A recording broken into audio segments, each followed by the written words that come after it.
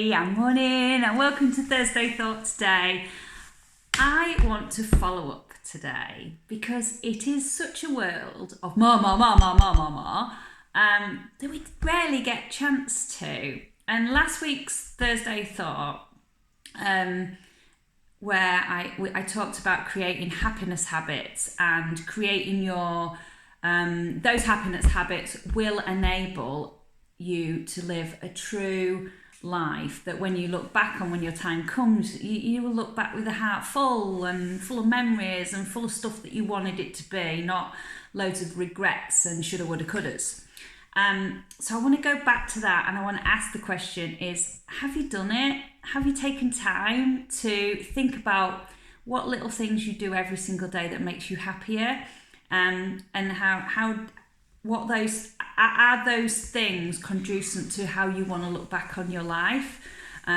So just ask you why, because it's gold. And as I talked so avidly about last week, the power in the mental shift of doing those was massive for me, and I've been consistent with making sure that I've lived true to those this week, and as a result I feel so much better.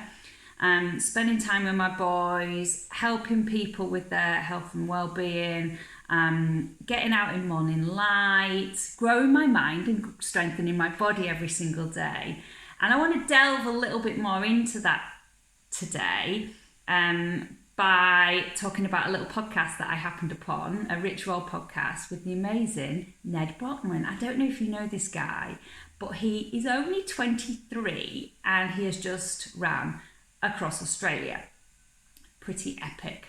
3,953 kilometres of epicness, to be precise. But as Rich, so well, as he always does, articulates everything so well, it's not necessarily about the feat or the endeavour itself. It's about how this guy lives his life, how he conducts himself. And it's just truly inspirational listen, but it's everything. It's very much linked to the happiness habits. It's very much linked to doing things for himself as intrinsic drivers rather than for external elevation. And there's so many influencers out there at the moment who are not necessarily the role models that you want your kids to follow, or you want to follow. It's all about the likes and stuff like that. Well, this guy isn't. He's not about the... In fact, one of the things he says is, it's not... If you're doing something because you feel you should do something, that's not enough. External gratification ain't gonna sustain it for you. It's all got to be about intrinsically driven, doing it for you. Because if you do something for you, makes yourself feel a bit better, then you'll be motivated to keep going and doing more things new. It's a bit like when you're doing a marathon, It was so hard doing the last 2.4 miles this week. 15 miles was easy. Why? Because I'd done it the week before. I knew I could do that. But the last 2.4 miles was absolute hell. And then I saw two of my friends on that last bit. Shout out to Joe Puckett and Deb Davis, who kept me going on that last bit. And Deb's actually said to me, this is the bit that people need to see, Michelle, how blooming hard it is, because it's not easy what you're doing. So, but yeah, anyway, just doing it for you, everything egging you on. Anyway, wanted to revisit, wanted to ask you, have you taken time? Because it's such a valuable exercise, and it's had such a powerful uplift in my attitude and mood in these last 7 days.